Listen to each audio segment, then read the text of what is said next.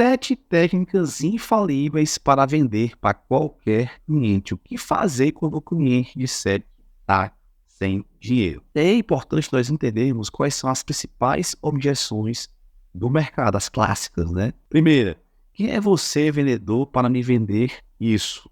Será que seu produto funciona? Será que ele funciona para mim? E se eu não gostar? Estou sem tempo e estou sem dinheiro. Dentre dessas que eu falei, para você, qual é a principal, né, a mais clássica de todas? Talvez você esteja pensando em estou sem dinheiro. E para isso, existe um conceito que eu chamo de PAPAPÉ, PAPRÉ, PRI-PRO. Pagamento, parcelamento, percepção de valor, prazo, preço, prioridade e provar. Eu sou Vinícius Souza, especialista em gestão de marca de moda e ajudo empreendedores a implantar os conceitos das marcas que performam para aumentar suas vendas e ter lucro.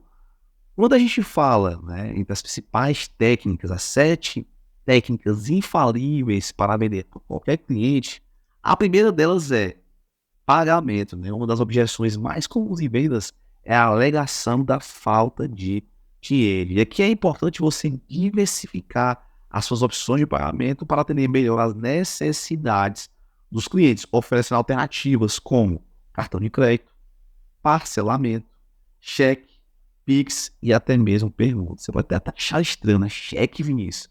Talvez você nem lembre qual foi a última vez que você pegou no cheque, ou talvez você nunca tenha pego um tal de cheque. Mas sim, dependendo do seu modelo de negócio, vale a pena você ter um olhar para isso, ter essa opção, porque ele é ainda muito utilizado em alguns negócios. Mesma coisa vale também para as permutas, tá? Por que não? Porque você não pode negociar com potenciais parceiros ou fornecedores ou troca com os seus produtos, tá? Isso pode ser também uma alternativa.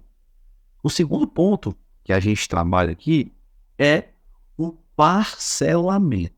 E aí, eu quero trazer para você aqui um insight, tá? Imagine a seguinte situação. Eu tenho um cliente que está buscando comprar um vestido para uma ocasião especial, para um evento especial. E aí eu tenho uma loja que vende um vestido por R$ 900 em 3 vezes, e eu tenho a loja B que vende um vestido semelhante, ou talvez até o mesmo vestido por R$ 1.200 em 12 parcelas. Na primeira opção, 900 em 3 vezes, a parcela sai R$ 300. E na segunda, em 12 vezes, né, 1.200 em 12 vezes, vai sair com R$ 100 a parcela. E aí eu quero que você entenda uma coisa.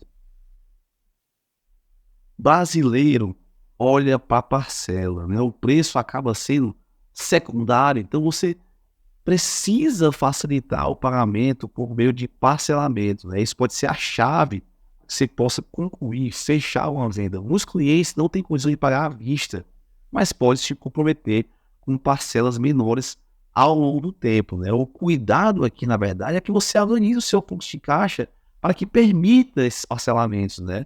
Ou seja, muitos de vocês acabam comprando no curto prazo, isso é muito comum nos nossos mentorados, a gente pega muito membros, alunos que trabalham nesse formato, ou seja, trabalha, compra no curto prazo, vende no longo prazo e acaba faltando fôlego para o caixa. Tá? Então, muita atenção quando você for definir, tá, seu número de parcelas. O terceiro ponto está relacionado à percepção de valor. E aqui eu quero abrir, né, uma pergunta para reflexão para você. O que você acha hoje em dia que é mais importante? A aparência ou a competência? Provavelmente você possa estar pensando, mas com certeza a competência influencia muito mais. Mas nessa era do digital, das redes sociais, e como o mercado está se comportando, com toda certeza a aparência, feliz ou infelizmente, ela está em primeiro lugar. E aí eu quero apresentar para vocês um conceito que ele é chamado de efeito halo, certo? O que é o efeito halo? É o potencial que o cérebro humano tem de analisar, julgar, concluir e definir uma pessoa a partir de uma única característica. As pessoas te analisam em literalmente 0,3 segundos e geralmente a primeira característica que as pessoas percebem é a sua aparência. Somente depois que ela vê sua aparência e te conhece é que de fato elas vão avaliar as suas competências. Quando a gente fala, por exemplo, percepção de valor, a gente precisa fugir dessa briga de preço aumentando essa percepção de valor. E aí existem 3 fatores que contribuem para isso. Primeiro, identidade visual. E aí é importante você trabalhar os seus pontos de contato com o cliente, como, por exemplo, rede social, VM de loja, ou e-commerce, se você não tiver uma loja física. A apresentação do seu time de venda, que aí pode ser tanto na parte estética, como também na abordagem, né, no seu script. E também, né, tão importante quanto, até mais, a embalagem dos seus produtos. Segundo, quem é que usa? As campanhas e o conteúdo que você posta tem que estar alinhado com a persona e a proposta de valor da sua marca. Quem usa, posiciona a sua marca. Quem são os clientes? Quem são os influenciadores que possam, por exemplo, reforçar esse posicionamento? E aí o terceiro ponto, o terceiro fator, é o que eu chamo de SVA, né, que são serviços de valor agregado. Isso vale especialmente, por exemplo, se você for uma empresa que trabalha com B2B. A que você tem que fazer é como você pode ajudar o seu cliente a vender mais, né? E aqui entram, por exemplo, estratégias de trade marketing, né? Que pode apoiar as multimarcas, né? Os seus vendedores ali a vender. Beleza?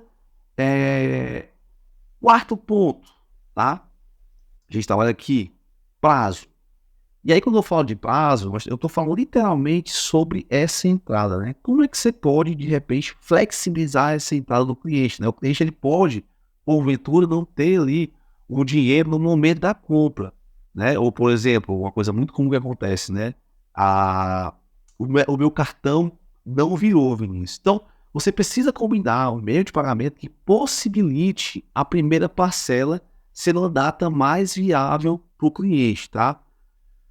Eu vou te dar um exemplo aqui de algumas coisas que acontecem, né, que eu vejo acontecendo hoje no mercado. Por exemplo, né, no varejo, existe um modelo de consignação, né, que facilita o cliente não ter a entrada. O cliente já tem histórico com sua marca, ele pode, porventura, você enviar uma mala para ele com seus produtos para que ele possa degustar em casa e depois comprar de você. E no atacado acontece também muito parecido com isso, né? O atacado, às vezes, tem as notas, tem lá as consignações, os seus clientes revendedores, ele abre uma linha de crédito com você e aí no final do mês, por exemplo, ele vai lá e faz uma prestação de conta.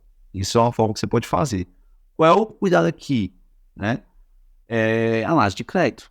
Você precisa ter o controle para evitar o risco de inadimplência. Tá? Então, muita atenção na hora de para quem você vai conceder o crédito. O quinto ponto, nós entramos aqui na parte de preço. Tá? E quando eu falo de preço, eu estou falando sobre os descontos, né? Os descontos condicionais. Tá? É muito importante que se define estratégia de desconto, de remarcação, condicionando uma ação específica do seu cliente, que muitas vezes é até imediata. Como, por exemplo, eu te dou essa condição se você comprar agora, eu te dou esse desconto se você comprar 2 ou mais peças, eu te dou essa condição se você indicar algum cliente, tá? E o que eu percebo? E aqui também, eu sempre estou fazendo alguns pontos de análise, de reflexão para você.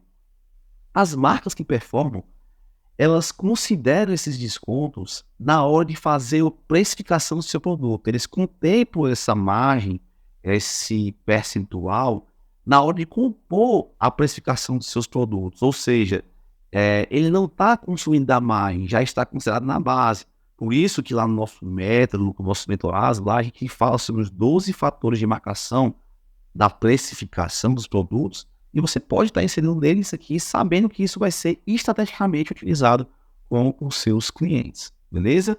Sexto ponto, de prioridade, né? E aqui entra uma técnica que a gente chama de PAS, P-A-S, problema, agitação e solução. Você precisa apresentar um problema para o cliente, ou seja, um problema que seja muito comum para os seus clientes, no seu negócio, no seu nicho. Tá? Você vai agitar esse problema, enaltecendo quais são as dores causadas, provocadas por esse problema, e a partir daí você apresenta uma solução que, por acaso, é a sua marca ou o seu produto. Né? Eu digo muito que existe uma palavra-chave no nosso negócio, na nossa relação comercial, que é segurança. Então, você precisa se perguntar, como fazer com que o seu cliente se sinta mais seguro ao escolher a sua marca ou os produtos, né? O que tange a resolver os problemas dele.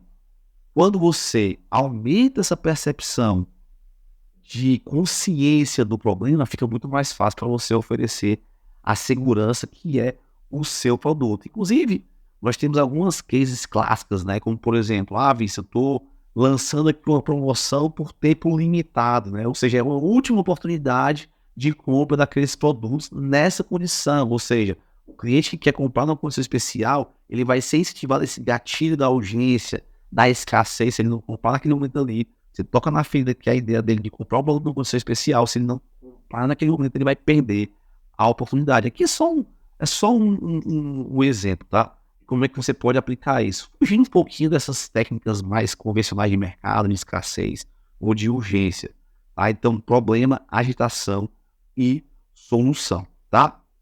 Qual é a nossa sétima e última técnica? O de provar. Pensa comigo. Os clientes, muitas vezes, eles falam que não tem dinheiro para te comprar.